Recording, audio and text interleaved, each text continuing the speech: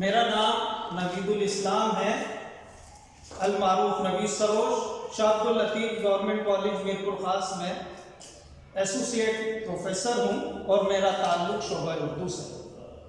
یہ سندھ حکومت شعبہ تعلیم کا بڑا احسن اقدام ہے کہ اس مشکل دور میں انہوں نے طلباء اور طالبات کا خیال کرتے ہوئے آن لائن لیکچر کا انتظام کیا ہے۔ اس اقدام کو سب لوگوں نے پسند کیا اور خصوصاً پروفیسر برادری نے اس کی بہت تحسین کی ہے۔ فرسٹ ایئر انٹر میں جو طلباء ہیں، کچھ طلباء جو ہیں وہ گلزار اردو یعنی لازمی اردو پڑھتے ہیں، اور کچھ طلباء فرسٹ ایئر میں سلیس اردو پڑھتے ہیں، جبکہ وہ سیکنڈ ایئر میں سندھی ادب کا مطالعہ کرتے ہیں۔ آج ہمارا موضوع ہے سر سید احمد خان۔ سر سید احمد خان ایک علم و ادب، سماج، مذہب کا وہ مینارہ نور ہیں کہ جن کے بغیر جنوبی ایشیا کے مسلمانوں کی تاریخ مکمل نہیں ہوتی۔ سر سید احمد خان کا ایک مضمون 11ویں جماعت میں بھی ہے اور ایک مضمون 12ویں جماعت میں بھی ہے۔ 12ویں جماعت میں جو مضمون ہے وہ سماجی نوعیت کا مضمون ہے، جس کا نام ہے عزم جزم، یعنی پختہ ارادہ، مضبوط ارادہ۔ یہ یاد رکھیے کہ ہم چاہے کلاسک ادب کو پڑھ رہے ہوں، چاہے نثر نگار کو پڑھ رہے ہوں، کسی شاعر کا مطالعہ کر رہے ہوں، ہمیں جب تک دو چیزوں کا علم نہیں ہوگا ہم اس کی فکر تک نہیں پہنچ سکتے۔ پہلے تو ہمیں معلوم ہونا چاہیے عہد، یعنی اس مصنف کا عہد، زمانہ، کہ وہ کس زمانے میں رہا، اسے کون سا زمانہ ملا، تاکہ اس زمانے کے جو حالات و واقعات ہوتے ہیں، ادبی اور سیاسی تحریکیں ہوتی ہیں، ادب کیسا تخلیق ہو رہا ہے، وہ براہ راست اس سے متاثر ہوا یا نہیں ہوا۔ دوسری بڑی اہم بات ہے وہ ہے اس کے حالات زندگی۔ حالات زندگی میں حالات زندگی بھی آ جاتی ہے، اور یہ حالات زندگی بہت بڑا لفظ ہے۔ اس میں اس کے زندگی میں آنے والی تبدیلیاں، واقعات، وہ جو مشاہدہ کرتا ہے زمانے کا، وہ جو جن تجربات سے گزرتا ہے، انہوں نے اپنے اساتذہ سے، بزرگوں سے کیا کچھ سیکھا، وہ سب ان حالات میں آ جاتا ہے۔ تو سر سید احمد خان 17 اکتوبر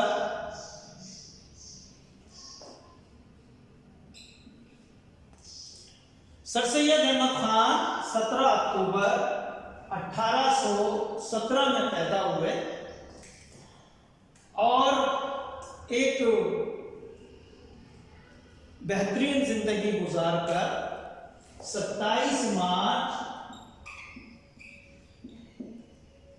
1898 میں انتقال ہوا۔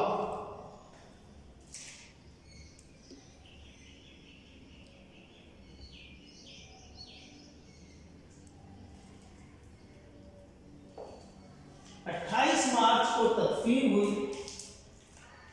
اگر سر سید کی فکر کا مطالعہ کریں، سر سید نے ابتدائی تعلیم گھر میں حاصل کی، بڑی شان سے اس وقت کے مطابق رسم بسم اللہ بھی ہوئی۔ 1837 میں اپنے بھائی کے اخبار کے ساتھ عملی زندگی کا آغاز کیا، صحافت سے۔ اس کے بعد سرکاری ملازمت میں آئے، ایسٹ انڈیا کمپنی، کچھ عرصے تک ملازمت بھی کی، پھر اس سے فارغ ہو کر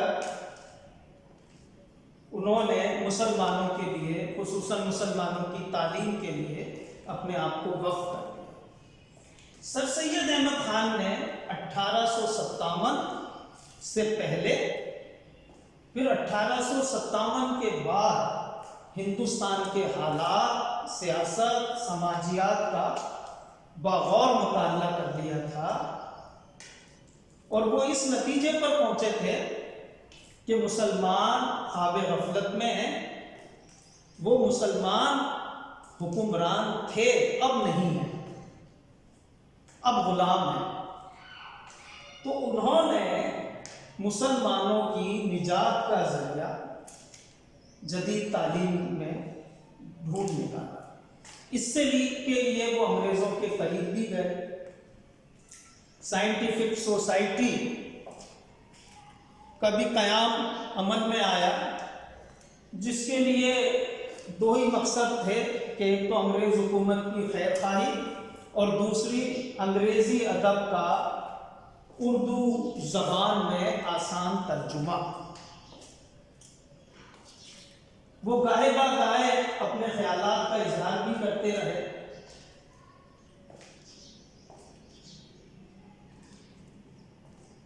انگلستان کا سفر بھی کیا، اور وہاں مختلف تعلیمی سماجی اداروں کا دورہ کیا۔ وہاں تو ایک رسالے اور ایک اخبار سے بہت متاثر ہوئے، اسپیکٹیٹر اور ٹیٹلر، کیونکہ اس میں ایسے مضامین چھپتے تھے جو انسان کو تہذیب، اخلاق، سماجیات کے آداب سکھاتے تھے۔ تو قائد سر سید احمد خان جب واپس ہندوستان بمبئی پہنچے 12 اکتوبر 70 کو، واپس آئے تو انہوں نے ایک رسالے کا اجرا کیا جس کا نام تھا تہذیب الاخلاق۔ تہذیب الاخلاق کا پہلا شمارہ 24 دسمبر اور 1870 میں آیا، اور یہ رسالہ 3 حصوں میں بند ہو کر دوبارہ شروع ہوا، لیکن تینوں حصوں میں سب سے زیادہ جو مضامین تھے وہ سر سید احمد خان کے ہی تھے۔ یعنی پہلے حصے میں 112 مضمون تھے، دوسرے حصے میں سر سید احمد خان کے 23 مضمون تھے، تیسرے حصے میں 40 مضامین تھے۔ اچھا، اب اس مضامین کی نوعیت کیا تھی؟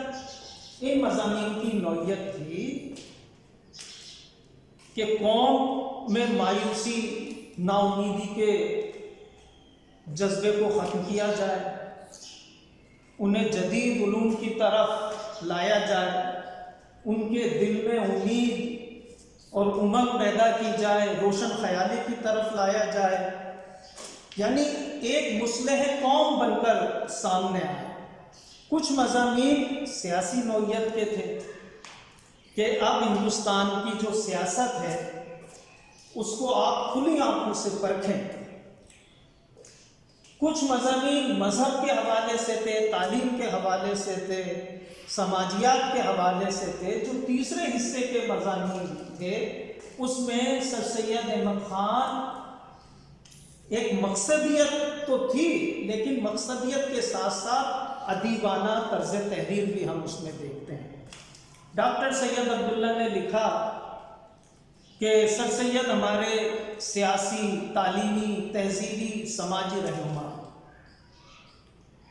کہ آج بھی کہیں بھی جو مسلمانوں کی تعلیم جس درجے پر ہے، جس مقام پر مسلمان تعلیم کے میدان میں ہیں، خصوصاً ہندوستان، پاکستان، بنگلہ دیش، یہ سب سر سید کے مرہون ہیں۔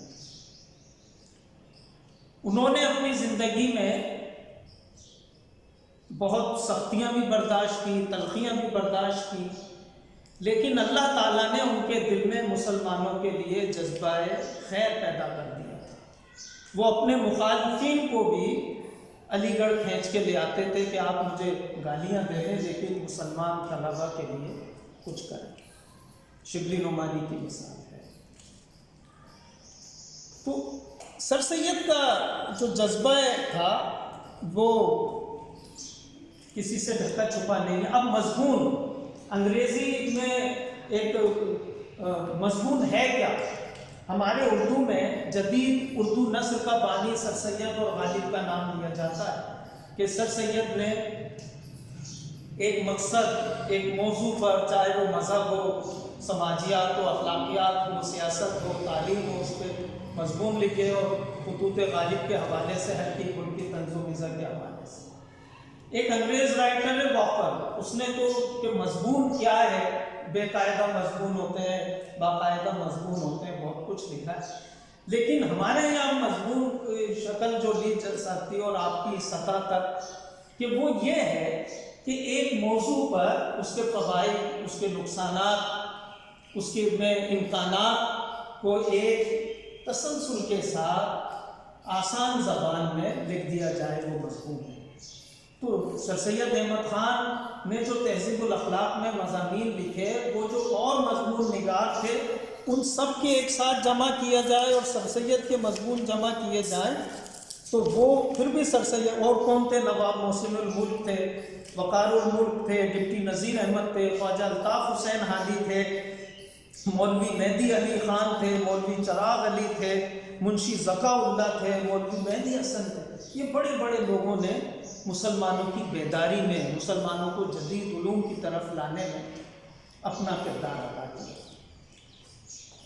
سر سید کے بغیر ہماری ادبی تاریخ، سماجی تاریخ مکمل نہیں ہوتی۔ دیکھیں 1867 میں انہوں نے دو قومی نظریہ پیش کیا کہ اب مجھے مستقبل قریب میں ایسا لگتا ہے کہ ہندو اور مسلمان ایک ساتھ مل کر نہیں رہ سکتے۔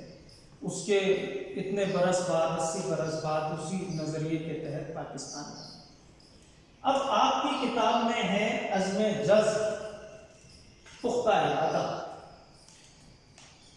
کہ یہ مضمون دیکھیے جس طرح ابھی میں نے کہا کہ سر سید ہمارے فکری رہنما، سماجی رہنما، تعلیمی تہذیبی رہنما ہے۔ تہذیب الاخلاق کا مقصد کیا تھا؟ کہ مسلم قوم کی تہذیب کی تربیت کی جائے، اصلاح کی جائے ان کے اخلاق کی۔ اب یہ بڑی عجیب بات ہے کہ تہذیب کی تربیت کیسے ہوگی، اخلاق کی تربیت کیسے ہوگی، اصلاح کیسے ہوگی؟ اس مضمون میں بھی نئی نسل کو، طلباء کو کیا پیغام دیا ہے، اور پس پردہ والدین کے لیے بھی ایک اس میں سبق موجود ہے۔ وہ کیا ہے کہ زندگی میں کامیابی کے لیے، روشن مستقبل کی ضمانت کے لیے، آگے بڑھنے کے لیے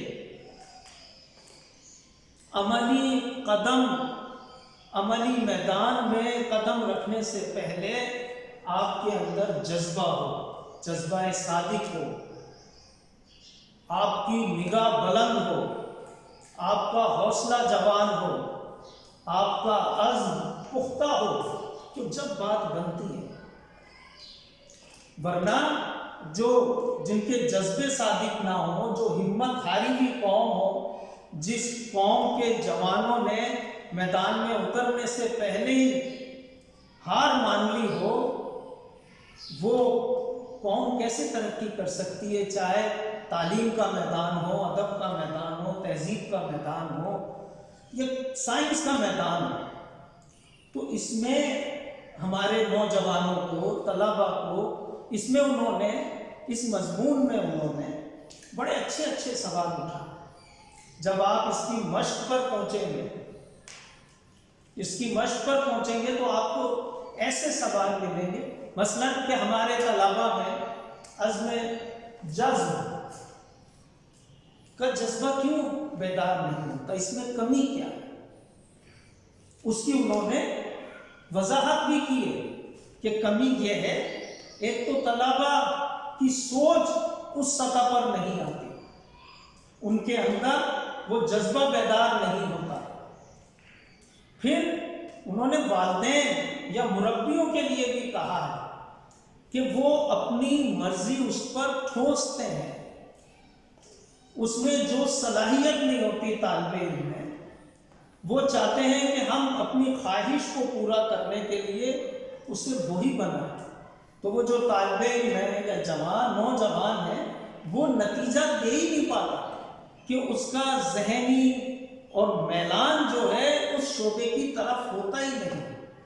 اب دیکھیں جدید دنیا میں یورپ میں یہ جو بچے 10-11 سال کے ہوتے ہیں انہیں نفسیاتی طور پر ان کے ذہن کو پڑھا جاتا ہے، بچے کی دلچسپیاں دیکھی جاتی ہیں، ان کے جو ٹرینر ہوتے ہیں وہ ان کی کاؤنسلنگ کرتے ہیں اور پھر والدین بھی ان کا ساتھ دیتے ہیں اور پھر فیصلہ کرتے ہیں کہ اس بچے کو کس شعبے میں جانا چاہیے تاکہ یہ اپنی زندگی کو بھی کامیاب بنا سکے، قوم و ملک کے لیے بہتر بھی ثابت ہو سکے.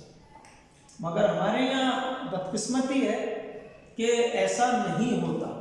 بہتری کی امید ہے اور انشاءاللہ آئے گی. تو اس میں ایسی باتیں ہیں کہ سر سید نے جتنے مضامین لکھے ان میں مسلمان نوجوانوں کے لیے، مسلمان نوجوان لڑکے اور لڑکیوں کے لیے، والدین کے لیے، قوم کے رہنماؤں کے لیے، قوم کے مذہبی رہنماؤں کے لیے لکھے. دیکھیے ان کی کتابیں بھی اسباب بغاوت، اثار الصنادید، خطبات احمدیہ، نبی کریم صلی اللہ علیہ وسلم کے خلاف جو طیبہ، ان کی مبارک طیبہ پہ جو اعتراض کیے سر ولیم نے، ان کا 12 مقالات دقیق قسم کے جواب دیے. یعنی یہ ایک پڑھے لکھے، علمی، ادبی، تہذیبی یافتہ شخص کی نشانی ہے کہ اس نے ہر لفظ کا جواب لفظ کے ساتھ دیا، دلائل کے ساتھ دیا. پھر تہذیب الاخلاق، اب تو وہ خطوط، مضامین سب شائع ہو رہا ہے کہ سر سید نے چندے کے لیے کس طرح کہا کہ اگر کوئی مجھے کہے کہ پیر میں گھنگرو باندھ کے میں اسٹیج پہ جا کے ناچ بھی لوں تو میں علی گڑھ اسکول کالج کے لیے چندہ دینے سے باز نہیں آؤں. یہ اس زمانے میں کہنا بڑی بات تھی. چندے کے لیے 5 سفر لاہور کے کیے، عظیم آباد کے سفر کیے، لوگوں کے سامنے جھولی پہنائی. تو سر سید کی وہ زندگی. اب اس میں عزم جذب میں کیا ہے؟ آج بھی دیکھیں یہ سبق ہمارے پاکستانی طلبہ طالبات کے لیے ایک مشعل راہ ہے، ایک مینارہ نور ہے کہ اگر اس سبق کی ایک ایک سطر کو ہم اپنی زندگی کا کلیہ بنا لیں تو ہماری راہ میں جتنی مشکلات ہوں گی، دیکھیں مشکلات ہر انسان کی زندگی میں ہیں، کچھ کم ہوتی ہیں، کچھ زیادہ ہوتی ہیں. کوئی مشکلات بہت آسانی سے پار کر جاتا ہے، کوئی مشکلات میں، مگر آپ کو مشکلات کو عبور کر کے ہی منزل پہ پہنچتے ہیں، اسی منزل کا پھل کھانے میں مزہ آتا ہے. یہاں انہوں نے چھوٹی چھوٹی مثالوں سے بھی، ایک انہوں نے فارسی کہاوت لکھی ہے اس میں، میراث پدر خواہ علم پدر آموز، کہ اگر تم باپ دادا کا ورثہ یا جائیداد چاہتے ہو تو ان کی طرح علم تو حاصل کرو، ان کی طرح محنت تو کرو. اب طلبہ سر سید کی جب تک ہم فکر کو نہیں سمجھیں گے، انہوں نے مسلمانوں کے وہ حالات دیکھے کہ حکمرانی سے غلامی میں آ گئے، اور غلامی بھی بدحالی کی آخری سطح تک، زوال پذیری کی آخری سطح تک، اور پھر وہ انہوں نے اس قوم کو کھڑا کر دیا. قائد اعظم نے ایسے ہی علی گڑھ کو مسلمانوں کا اسلحہ خانہ تھوڑی کہا. اب طلبہ جو ان حالات میں گھروں پر بیٹھے ہیں وہ اس سبق کا مطالعہ کریں، بلند خوانی کریں، مشکل الفاظ کے معنی تلاش کریں، سوال جواب کو غور سے پڑھیں، اور کتاب کا یہ مضمون پڑھنے کے بعد اپنے الفاظ میں وہ جواب لکھنے کی کوشش کریں. پہلی بات ہے، میں نے کہا ہے بلند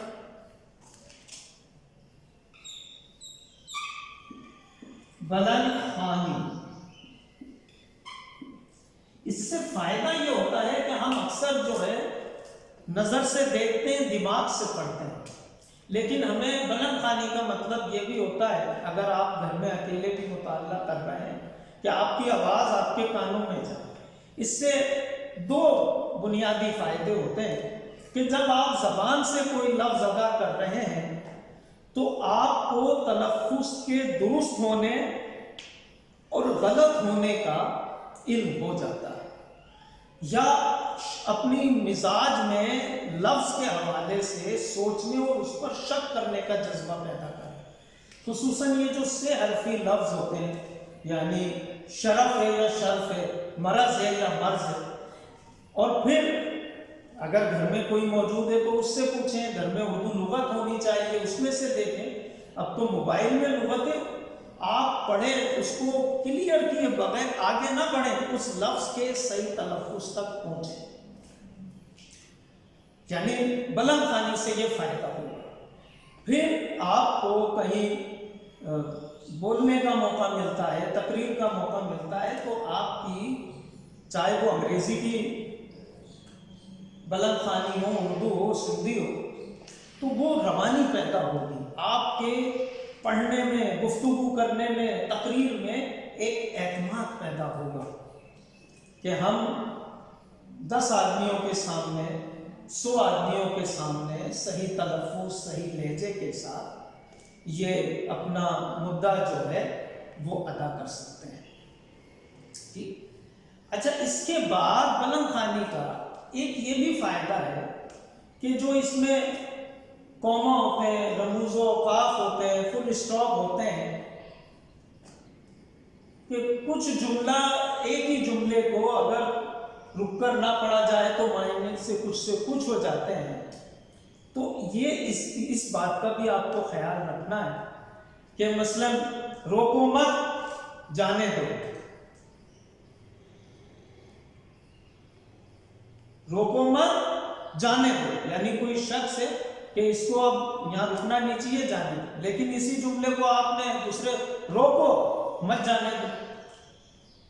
یعنی معنی جو ہے، ایک کو ہم کہہ رہے ہیں جانے دو، اور ایک کے لیے کہہ رہے ہیں لفظ وہی ہے، لہجہ میں تھوڑی سی تبدیلی آئی ہے اور ایک کومے کا فرق آ رہا ہے، اور معنی بالکل ایک دوسرے کے برعکس ہے. تو آپ اس سبق کے ذریعے سر سید کی سوچ تک پہنچ سکتے ہیں، فکر تک پہنچ سکتے ہیں. اور دیکھیے، جو بڑا آدمی ہوتا ہے اسے زندگی میں اللہ تعالیٰ بڑے امتحانات سے گزارتا ہے. اللہ تعالیٰ نے سر سید کے دل میں مسلمانوں کی بہتری، جدید تعلیم، سماجی اصلاح، تعلیمی میدان میں آگے دیکھنے کی تھی. اللہ تعالیٰ نے ان کے دل میں یہ ایک نور پیدا کر دیا. انہوں نے اپنے لیے کیا کیا؟ جب مرے، جب کفن بھی دوسروں نے دیا ہے، کتابوں میں لکھا ہوا ہے نواب محسن الملک اور یہ، لیکن ان کے لکھے ہوئے لفظ، ان کی دی ہوئی فکر، ان کا ایک ویژن.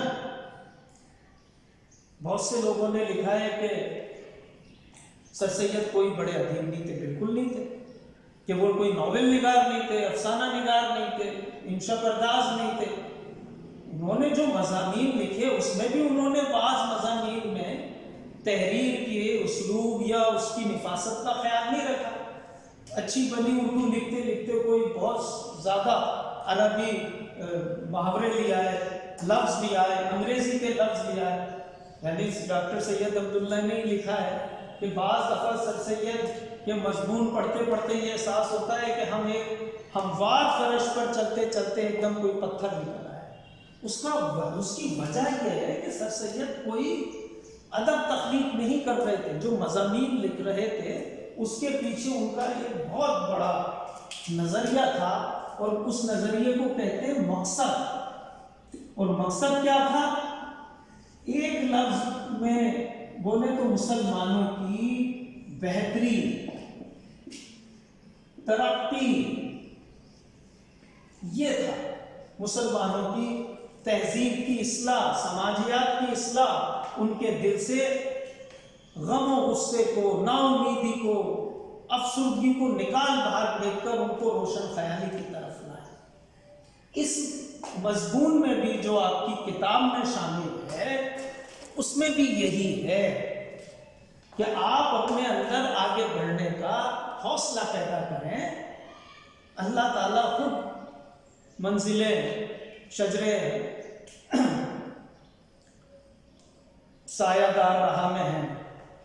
اب اس کے سوال جواب دیکھیے کہ یہ آپ کو گھر پہ بیٹھ کے ہی بچوں کی تعلیم و تربیت کے سلسلے میں ان کے والدین اور مربیوں کو کن باتوں کا خیال رکھنا چاہیے۔ دیکھیے کتنا آج کی دنیا، سائنسی دنیا میں یہ بات کیسی زندہ مثالوں کے ساتھ پیش کی جا رہی ہے کہ والدین اور مربیوں کو کن باتوں کا خیال رکھنا چاہیے۔ ان باتوں کا خیال رکھنا چاہیے کہ بچہ جو ہے طالب علم کی دلچسپی کیا ہے، اس کی سوچ کس طرف رخ کر رہی ہے، اس کی ذہن جو ہے بچپن سے کیسی چیزوں کی طرف لپکتا ہے یا پسند کرتا ہے، تاکہ جب وہ طالب علم ہو اور نوجوان ہو تو والدین اس کی مدد کریں اس کے فیصلہ کرنے میں، اپنا فیصلہ اس پر مسلط نہیں کریں، بلکہ وہ جو بننا چاہتا ہے علم و ہنر کے میدان میں اس کی رہنمائی کریں، اس کا ساتھ دیں۔ وہ کہیں مشکلات میں پھنستا ہے، کہیں مایوس ہوتا ہے تو اس کی رہنمائی کریں۔ یہ فرض ہے والدین کا اور مربیوں کا۔ اچھا، دوسرا سوال ہے کہ ہمارے اکثر طالب علم عزم جلد کیوں پیدا نہیں ہوتا؟ وہ اس لیے پیدا نہیں ہوتا کہ ان کو وہ ماحول نہیں ملتا، نہ گھر کا، نہ گھر کے باہر کا، نہ اداروں کا۔ والدین اپنی ذمہ داریاں پوری نہیں کر پاتے۔ وہ سبب کوئی بھی ہو سکتا ہے۔ ایک تاجر ہے، وہ چاہتا ہے کہ میرا بچہ بس 2 اور 2 4 کرنا سیکھ لے اور وہ میری کاروبار میں میرا ہاتھ بٹا۔ تو بچے میں وہ جذبہ ہی پیدا، اللہ کی دی ہوئی صلاحیت ہوتی ہے مگر اسے وہ پرورش نہیں ملتی، اس صلاحیت کی اصلاح نہیں ہوتی، اس کو آگے مواقع نہیں ملتے، اس کو اپنے چاروں طرف دیوار ہی دیوار نظر آتی۔ تو وہ جو طالب علم ہے اس میں وہ جوش، جذبہ، عزم پیدا نہیں ہوتا۔ ایک یہ بھی ہوتا ہے کہ بہت سے نوجوان شارٹ کٹ کے چکر میں ہوتے ہیں کہ جیسے امتحان میں ہم نقل کر کے اچھے نمبر حاصل کر لیں، لیکن وہ جب کسی بڑے امتحان میں جا کر بیٹھتے ہیں تو کوئی کچھ بھی حاصل نہیں کرتا۔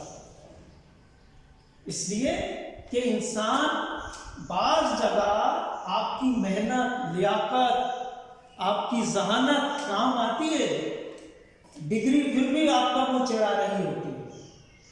جو کاغذ پہ آپ نے نمبر لیے ہیں وہ اپنی جگہ بہت اہمیت رکھتے ہیں، اس کی ضرورت ہوتی ہے دنیا میں، لیکن بعض امتحانات ایسے آ جاتے ہیں جہاں جو چیز آپ سے پوچھی جا رہی ہے وہ اسی پر فیصلہ کرتے ہیں، تو اس لیے نہیں ہو سکتا۔ ایک سوال ہے، جو لوگ اپنے مستقبل کا فیصلہ امور عارضی پر کرتے ہیں ان کا انجام کیا ہوتا ہے؟ امور عارضی، وقت کا تعین کرنے کے بعد وقتی فیصلہ کر لیں کہ ابھی ہم یہ کر لیتے ہیں اس کے بعد یہ کر لیں گے، ابھی ہم یہ کر لیتے ہیں اس کے بعد یہ کر لیتے ہیں۔ سوال میں دیکھیں جواب چھپا ہوا ہے۔ ان کا انجام کیا ہوتا ہے؟ ان کا انجام یہ ہوتا ہے جو وہ مستقل مزاج نہیں ہوگا۔ امور عارضی کی ضد سمجھ لیں، مستقل مزاجی، یعنی اگر اسے اپنے مستقبل سے محبت ہے، مشتاق احمد یوسفی نے کہا ہے نا، ماضی اسے یاد نہیں ہوتا جس کا داغدار ہو، اور مستقبل اسے عزیز نہیں ہوتا جس کا روشن نہ ہو، تاریخ ہو جائے۔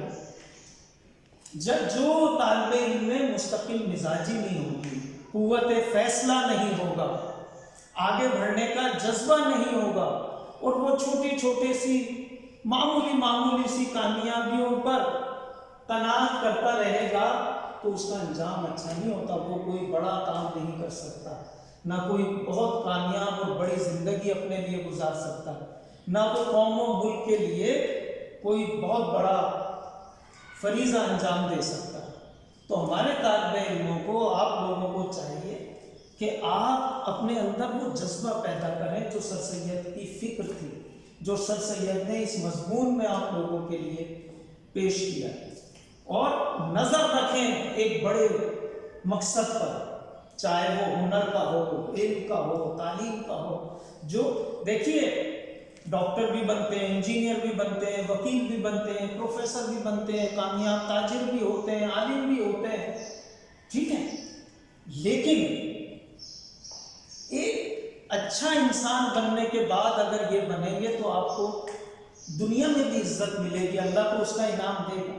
अच्छा इंसान होने के साथ साथ आपने अपने शोबे में मुस्तकिल मेहनत करके, मुस्तकिल और मुसलसल मुताला करके वो नेक नामी हासिल की है कि आपका नाम जो है चारों तरफ रोशन है, मशहूर हो रहा है। किस वजह से? अपनी शक्ल सूरत की वजह से नहीं, अपनी दौलत की वजह से नहीं।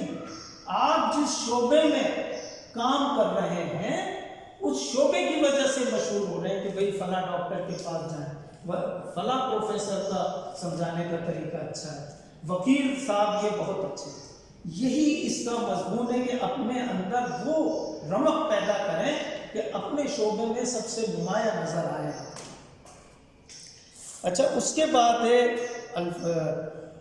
खुलासा लिखिए। अच्छा, खुलासे का मैं ये बता दूं, तलबा जो सुनेंगे, हमारे यहाँ एक बड़ी बिद्दत ही कह लें कि पता चला कि मजमून तो है 4 सफ़े का और खुलासा तलबा लिख रहे हैं 6 सफ़े का। भाई, खुलासा लिखना बड़ा मुश्किल काम है।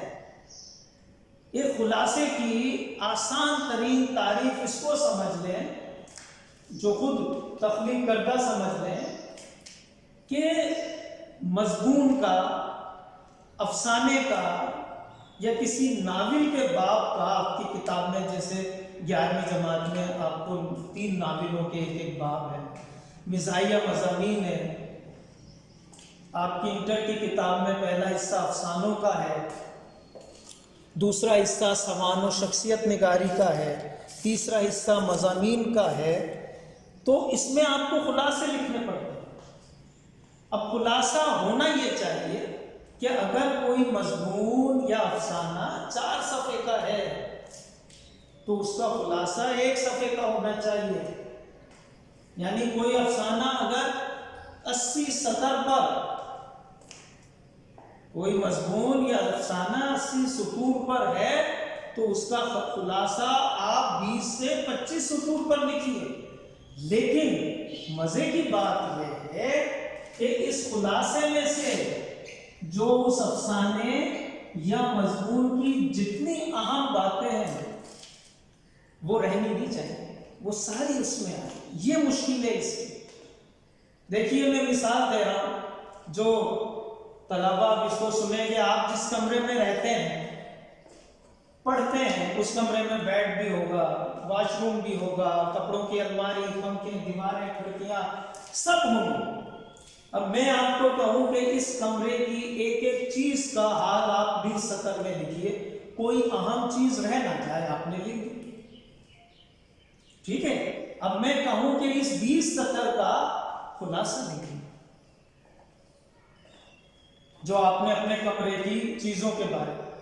अब 5-6 सतर में आपको वो अंदाज़े तहरीर अपनाना है कि वो आपके कमरे की कोई अहम चीज उसमें आए बगैर रह ना जाए, अपने अल्फाज में।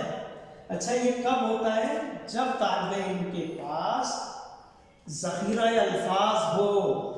ज़ख़ीरा अल्फाज कब होता है? जब तालिबे इल्म को पढ़ने का, मुताला करने का शौक हो, किताब दीनी का शौक हो, तो उसके पास ऐसे अल्फाज आ जाते हैं कि बाज़ दफ़ा एक लफ्ज़ 3-3 लफ्ज़ों का काम कर देता है। इस सबक में आगे जुमले हैं।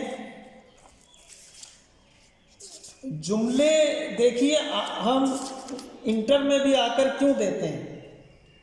مربی ہے، جاؤ غشم ہے، خراب و خستہ ہے، قادر ہونا ہے، مدار ہے، ٹھیک ہے؟ جملے اس لیے دیتے ہیں، جملے کے بارے میں بھی سن. آپ نے، میں سمجھتا ہوں، تیسری کلاس سے جملے بنائے، سندھی میں بھی، اردو میں بھی، انگریزی میں. کیا اب آپ وہی جملہ بنائیں گے جو تیسری کلاس میں بناتے تھے؟ نہیں بنائیں گے. لازمی بات ہے، آپ انٹر کے طالب علم ہیں، اسی سطح پر بنائیں گے.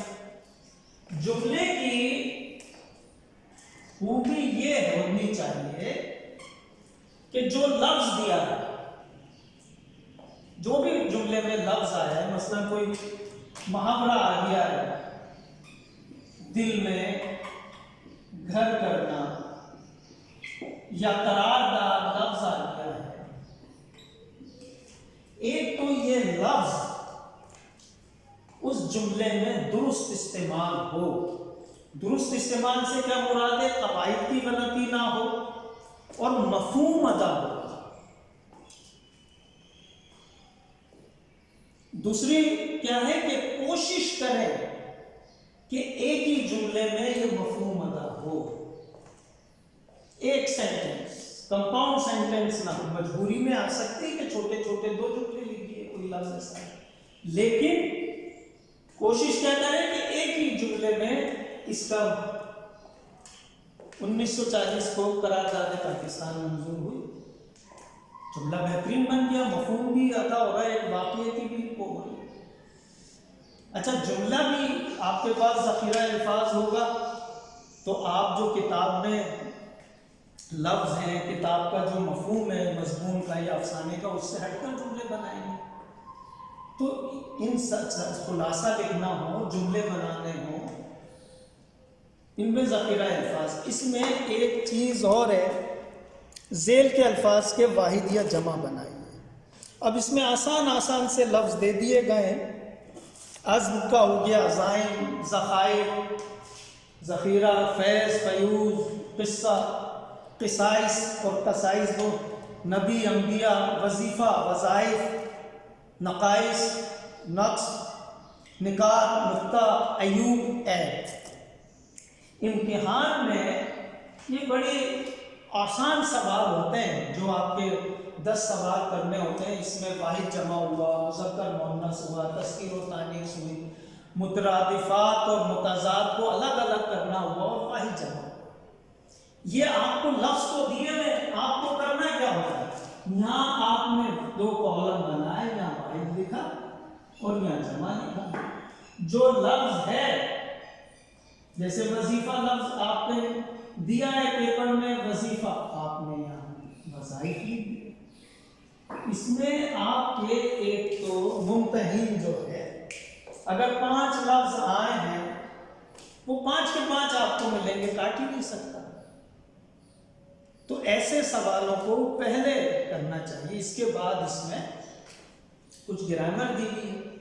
اچھا، اب ایک سوال آپ کو جو سوال نمبر 1 کہلاتا ہے، لیکن وہ آتا پیپر آپ کو سب سے آخر میں ملتا ہے جب امتحان ختم ہونے میں 20 منٹ رہ جاتے ہیں، وہ ہے MCQs کا. اچھا، آپ کے یہاں سالانہ امتحانی طریقہ کار ہے، یعنی اینول سسٹم ہے ایگزامینیشن. تو لازمی بات ہے پوری کتاب سے MCQs آتے ہیں. اب آپ نے اگر اس سبق کو بغور پڑھا، سر سید کو پڑھا کہ سر سید 17 اکتوبر 1817 میں پیدا ہوئے، 27 مارچ 1898 میں انتقال ہوا، اور اس سبق کو لکھنے والے کون ہیں، کہاں پیدا ہوئے، اس قسم کی چیزیں اس سبق کو 1 2 3 دفعہ پڑھ کر آپ نوٹ کر لیں تو MCQs بھی اسی میں سے آئیں گے. کوشش یہ کریں، آپ گھر پر ہیں اس وقت، کہ روزانہ ایک پرانا پیپر لیں، ٹیبل کرسی پر بیٹھیں، گھڑی کو سامنے رکھیں اور ایمانداری سے وہ پیپر سالو کرنے کی کوشش کریں. اس کے نمبر بھی دیکھیں غور سے پڑھیں ہر سبجیکٹ کا سوال کہ ممتحن نے آپ سے کیا پوچھا ہے اور اس کا کیا جواب ہونا چاہیے. تو اس طرح جب آپ محنت کریں گے اور پھر اپنے اندر یہ جذبہ پیدا کریں، جذب بھی اسے کہتے ہیں، یہ جذبہ پیدا کریں تو آپ کو اپنی منزل حاصل کرنے کے لیے، اپنا نصب العین حاصل کرنے کے لیے، مقصد حاصل کرنے کے لیے دنیا کی کوئی طاقت نہیں ہو سکتی. بہت شکریہ.